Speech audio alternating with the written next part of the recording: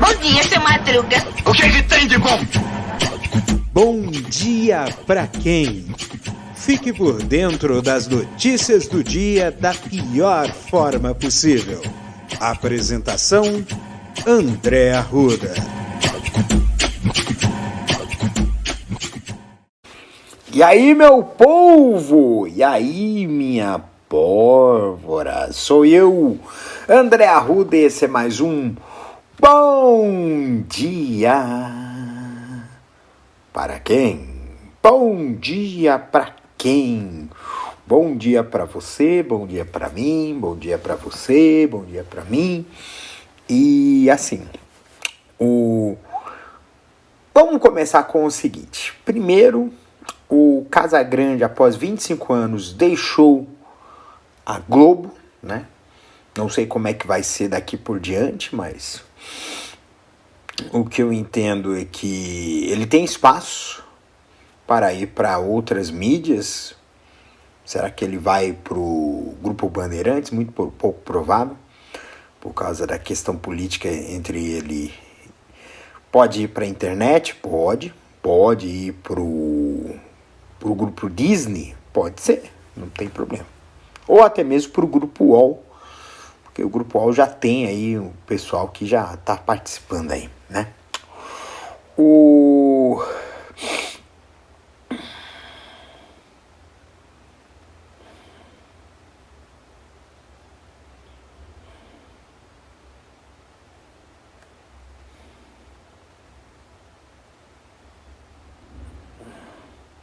Olha só isso aqui, tá? A Anvisa mantém a proibição da venda e propaganda de cigarros eletrônicos no Brasil, tá? Para quem não sabe, a gente chama de vapo, né? O que é o cigarro eletrônico? Você tem uma essência, né? E essa essência é vaporizada e você aspira como se fosse um cigarro, né? E o problema desse cigarro eletrônico é que eles dizem que tem um nível muito alto de nicotina, né? Então, assim, tem um questionamento muito sobre essa questão do vapo, sobre a questão do narguile, né? Porque são pessoas... Porque o que a gente nota é que existem pessoas muito jovens, né? Fazendo uso, né, disso, e isso é o hábito de fumar, né? Inclusive até dizem por aí, né, que o hábito de fumar, que esse negócio de cigarro eletrônico foi introduzido pela própria indústria do tabaco para manter mercado, porque a gente sabe que graças a campanhas extensivas, né, de combate ao cigarro, houve uma redução muito grande da quantidade de fumantes no Brasil e no mundo, né? Dizem que menos de 10% da população mundial é fumante, né? De cigarros, né? Né? Nossa, uma aposta simples de Blumenau faturou 51 milhões.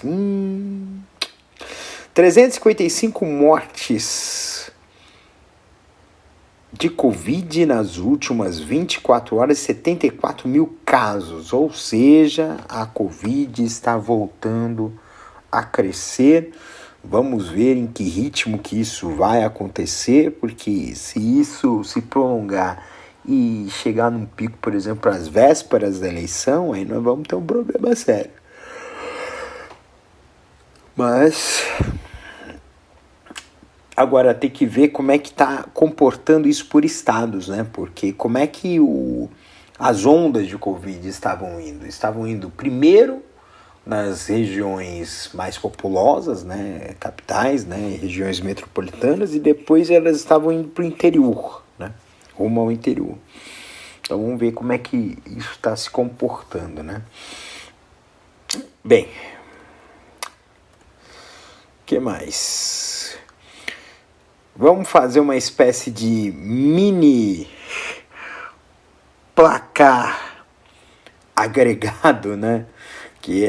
foi aquele experimento sobre esporte, né, que eu fiz no começo de 2021. Não foi para frente porque o sistema Bola Nossa que eu desenvolvi, ele puxa dados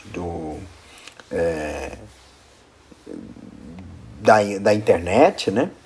Puxa esses dados, joga eles num banco de dados, e aí no banco de dados é que o sistema faz o cálculo, né? E aí faz um cálculo estatístico, né? Faz as somas e faz um cálculo estatístico, né? Então ele trabalha com uma espécie, um mini experimento de futurologia, né? Baseado nas chances, né? de vitória, empate, derrota, né? E eu trabalho muito com a questão da pontuação máxima e pontuação projetada, final projetada, que é uma pontuação, é uma estimativa de qual a pontuação final da equipe, se essa equipe manter o desempenho que vinha desempenhando aí no campeonato. Então, assim, isso seria no sistema de pontos corridos, né?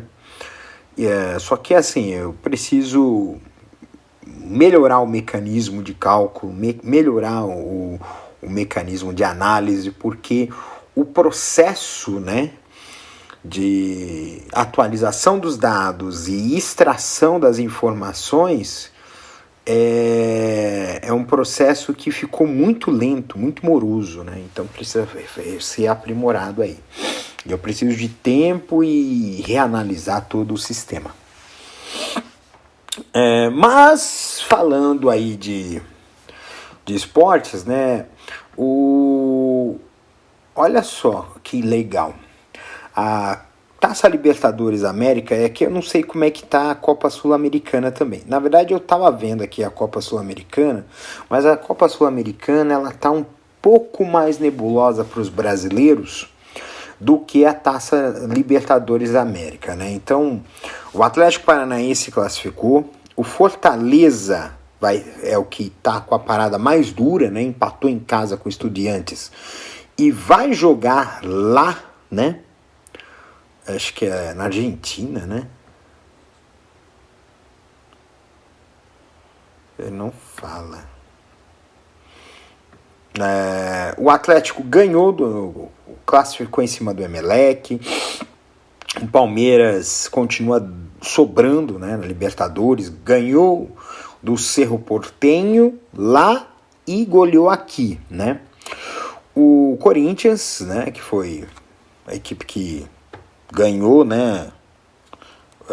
Eliminou o Boca Juniors nos pênaltis, né? Acho que foi o que foi mais, em termos de resultado, foi mais na Bacia das Almas, mas é muito emblemático essa vitória. O Flamengo despachou o Tolima, ganhou lá no estádio Tolima, de 1-0, e goleou, acabou de acabar agora, quer dizer, acabou, né, esse jogo no final da noite de hoje, por um placar de 7-1, bastante elástico, né? E assim, agora é o seguinte, vamos ver, se o Fortaleza se classificar, conseguir eliminar o Estudiantes, é uma parada muito difícil, né? Vamos ser sinceros. Mas o Fortaleza, dentro da Libertadores, está sendo uma equipe muito guerreira, né? Diferente do que está acontecendo no Campeonato Brasileiro, mas eu entendo que é um fenômeno parecido com o que aconteceu com o Grêmio no ano passado. É uma equipe que tinha elenco, tinha técnico, tinha todas as condições de fazer um bom campeonato e acabou tendo início de campeonato muito ruim, e aí quando fazer uma campanha de recuperação dentro de um campeonato de pontos corridos é muito mais complicado do que você fazer uma boa campanha e ir piorando, ou fazer uma campanha irregular, né? Então, se o Fortaleza se classificar, nós teremos 3 confrontos brasileiros na Libertadores e são 3 que já estão definidos. Então, se pode acontecer de isso, se o Fortaleza eliminar o Estudiantes, nós já temos a garantia de que um brasileiro estará na final da Libertadores, né? Porque é o lado da chave do Palmeiras que vai ter Atlético Mineiro, Palmeiras, Atlético Paranaense e Fortaleza, se o Fortaleza se classificar. Quando é que é o jogo do Fortaleza? Será que é hoje? É hoje às 9h30 da noite. Vamos torcer, né? E do outro lado já temos garantido um semifinalista, que é Corinthians ou Flamengo, né? Brasileiro. E aí é a única chave que vai ter equipes estrangeiras, que é a disputa é entre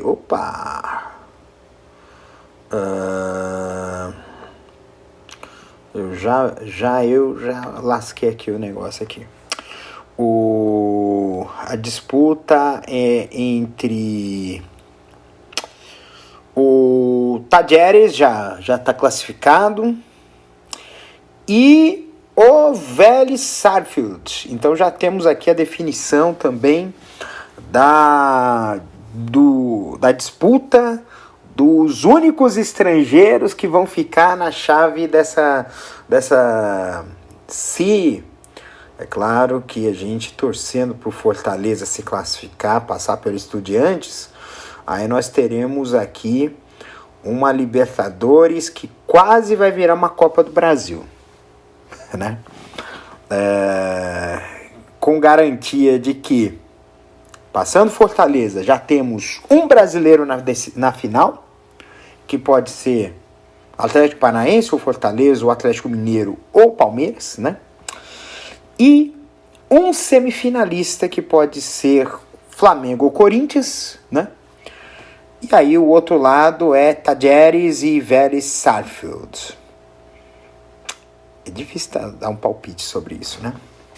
Agora a Copa Sul-Americana.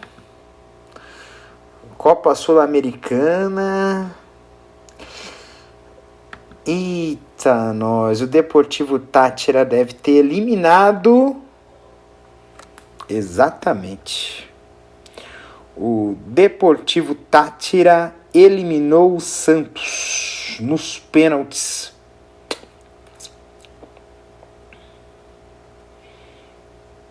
É, 4-2 nos pênaltis. Então, Copa Sul-Americana, temos menos... diferentemente, acho que a única incerteza que temos que hoje a gente vai saber se realmente vai ficar um brasileiro pelo caminho nas oitavas, né? Se é o Fortaleza vai se classificar ou não. Se ele não se classificar, aí nós temos de todos os...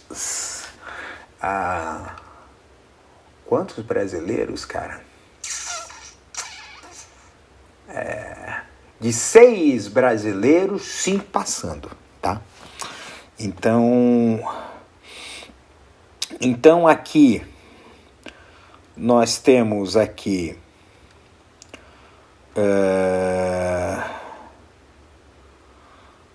as definições das quartas de final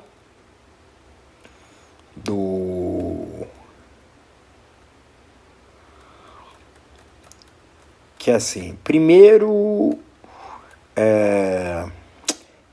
Ceará se classificando, que vai enfrentar o São Paulo provavelmente, porque o São Paulo ganhou de 4-2 da Universidade Católica do Chile e vai jogar no Morumbi hoje às 9h30 da noite. O que está mais complicado aqui entre os brasileiros, tirando o Santos, que foi eliminado ontem, é o é o Atlético Goianiense, né? Que perdeu do Olímpia, do Paraguai, por 2-0 no Defensores del Chaco e vai tentar reverter o resultado em Goiânia. Então aí a gente vai ter a definição, tá? Então aqui nessa situação toda aqui, nós temos brasileiros na boa, né? Acho que temos muitos brasileiros que estão na boa, né? Então aqui, quantas equipes brasileiras estavam nas oitavas de final? 1, 2, 3, 4, 5. 5. É menos do que... 5. Menos do que na Libertadores, que foram 6. E aqui nós temos um que ficou pelo caminho, que foi o Santos, um que se classificou, que foi o Inter, um dentro, um fora. Ainda tem o Ceará, que classificou, então 2 dentro, um fora. O São Paulo, que está quase encaminhado, então são 3 dentro, um fora. E o Atlético Goianiense, que também é uma incógnita, que seriam 3 dentro e 2 fora, caso o Atlético não passe, né? E o São Paulo, só um desastre, né? Poderia fazer com que perca essa vaga, mas nunca se sabe. Futebol tem dessas coisas. Foi 4-2 lá. Pode ser 4-2 para a Universidade Católica aqui, se o São Paulo não fizer o correto aí, tá? Então, isso significa aqui que nós teremos aqui muito Brasil nos torneios sul-americanos, para desespero de algumas da Conmebol. Eu acho assim, para desespero da Conmebol. Conmebol vai ficar desesperada, né? Mas isso é reflexo também de como está o futebol sul-americano, né? Parece que o futebol brasileiro continua com um passo à frente, a gente imaginando que o Argentina seria um dos principais, mas boa parte dos principais jogadores da seleção argentina estão atuando na Europa, né? E mesmo a seleção brasileira, com os principais atuando na Europa, você tem equipes muito bem montadas, equipes brasileiras muito bem montadas, né? E aí a diferença fica nítida aí, né? Porque assim,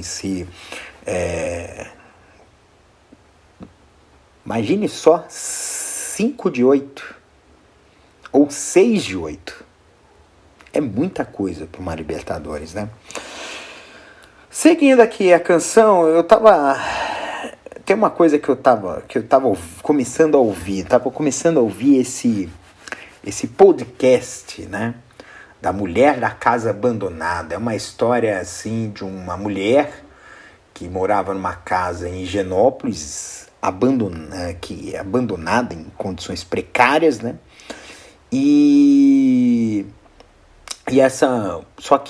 A história dessa mulher é uma história escabrosa, uma história de uma que ela cometeu um crime, né, de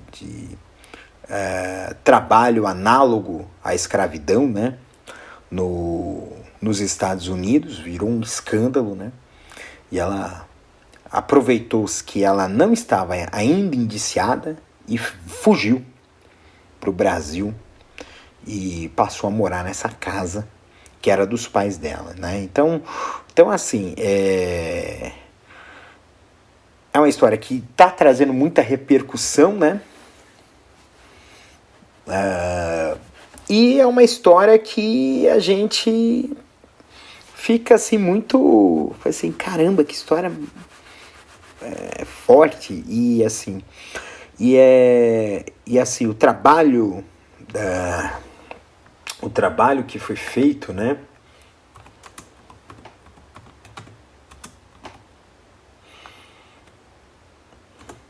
O trabalho que foi feito, né? É um trabalho muito... o trabalho a narrativa, né? É uma narrativa muito bem montada, bem desenvolvida, né? Então você tem uma progressão, a busca, né? Então é sempre pelo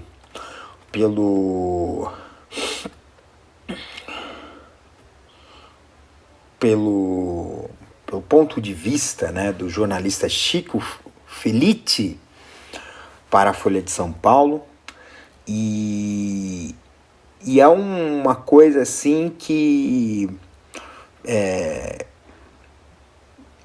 realmente prende, né? Parece um filme de terror, né? Parece uma coisa ficcional, de tão surreal que é. E acaba sendo um filme, uma história muito bem estabelecida, né? E aqui tem a foto, né? Dessa mulher, né? Rapaz, que coisa, cara. Porque ela coloca uma pomada forte no rosto, né? E aí fica um aspecto ainda mais assustador, né? É impressionante.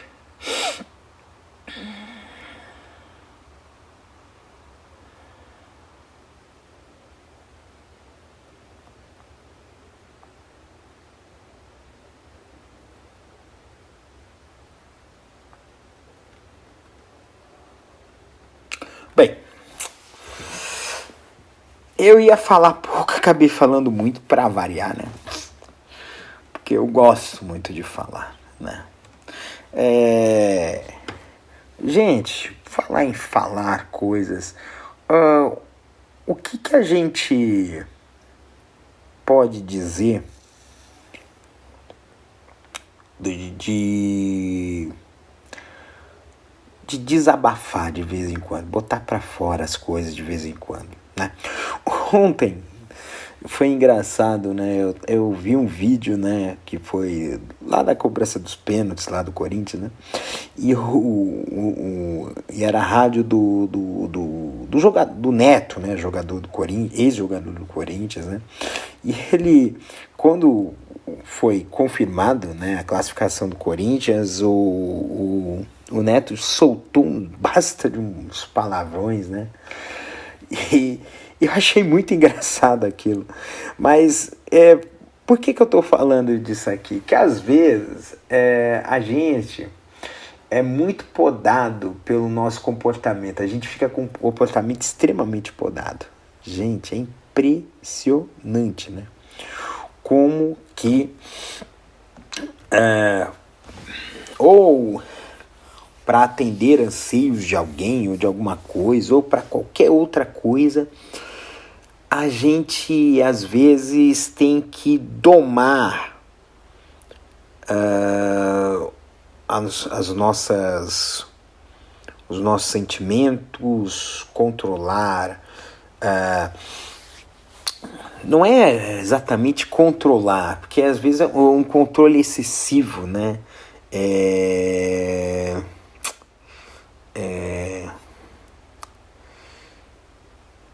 Não nem amputar que eu chamo, é difícil, né, falar sobre isso, é cortar, né, mutilar, acho que o ponto é esse, acho que é mutilar, né, mutilar os nossos sentimentos, mutilar as nossas coisas, a nossa indignação, a nossa raiva, e assim, Tem gente que fala assim, não, releva, isso aqui não é com você. Às vezes, certas coisas sim nos afetam, e nos afetam demais, porque a gente tem valores e crenças e tem coisas que na nossa vida que acabam confrontando com isso, com nossos valores e com as nossas crenças, e isso nos incomoda. E eu acho que é dentro do aceitável, dentro do compreensível, que a gente se sinta incomodado com situações que a gente não... situações que estão fora do que a gente entende como aceitável. E isso nos causa muito estresse. A gente fica muito estressado, porque a gente é exposto a uma condição, a uma situação que a gente não gostaria de estar ali, ou não gostaria de vivenciar, ou não gostaria de presenciar. E às vezes a gente extravasa, a gente grita, a gente chora, a gente chega num momento, chega em alguém e fala assim, olha cara, eu não tô aguentando mais isso tá assim, assim, assim, tem muita coisa me incomodando, isso está me deixando muito mal, porque tem coisas que não dá para guardar. Se a gente fala em somatização, né? A gente fica somatizando, colocando isso, guardando, né? Vai chegar um momento que a gente não vai ter mais aonde guardar.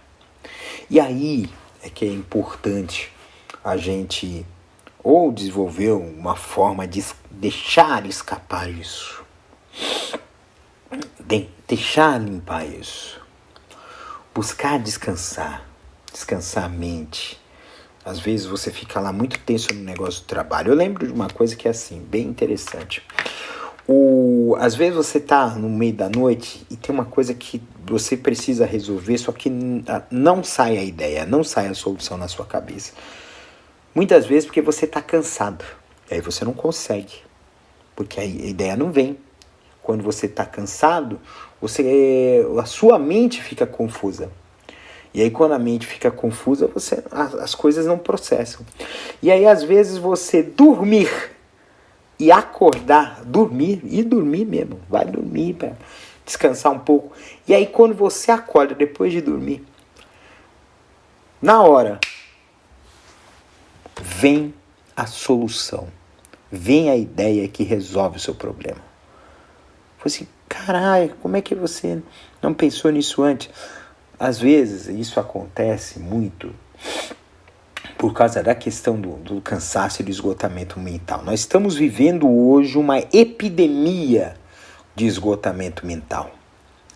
Essa questão de estresse, burnout,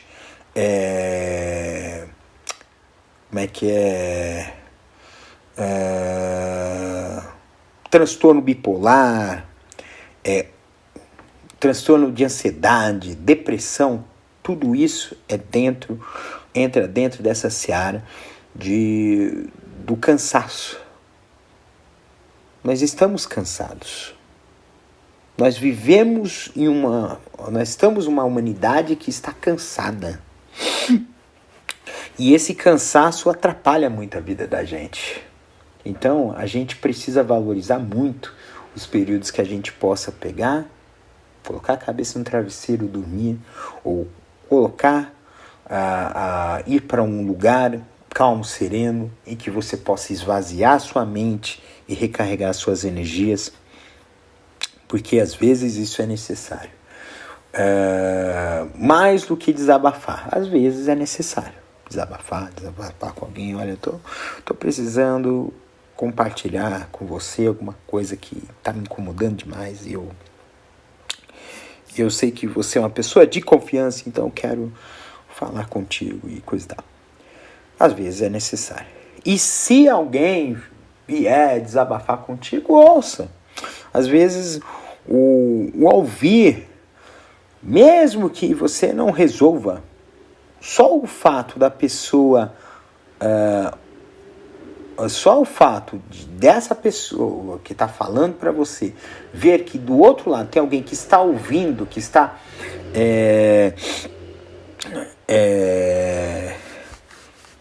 fazendo com que você fique numa situação, que você prestar atenção no que você está dizendo, porque o ser humano ele é um ser muito social e ele depende muito da comunicação. Ele se comunica demais e essa comunicação, se a pessoa não consegue se comunicar, ela não consegue viver praticamente.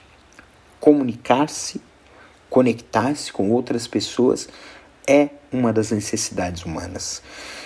E aí o fato de só você ouvir o lamento do outro já faz com que o outro já se sinta mais calmo, mais tranquilo.